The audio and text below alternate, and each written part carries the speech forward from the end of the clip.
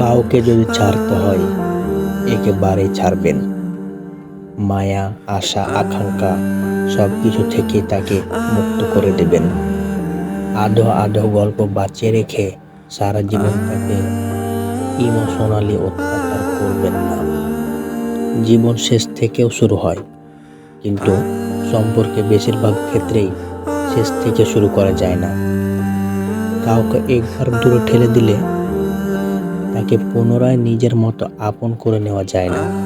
এটা খুব কঠিন। তবুও কেউ কেউ তাদেরকে সারা জীবন মানসিক অত্যাচার করে যায়, না নিজে ভালো রাখে, না আমাদের মতো আমাদেরকে ভালো থাকতে দেয়। পুরো জীবনটাই এলোমেলো করে দেয়। আমরা তাদেরকে ছাড়তেও পারি না, আবার নিজের মতো করে বাঁচতেও পারি না। কখনো কাউকে এই সম্পর্কের দোটানায় রাখবেন না।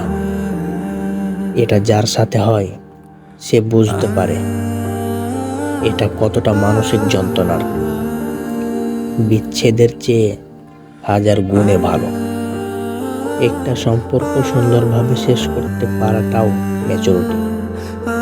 দিনের পর দিন তিক্ততা নিয়ে একটা সম্পর্ক বয়ে নিয়ে বেড়ানোর কোনো মানে হয় না। এতে দুজনের কেউই ভালো থাকে না।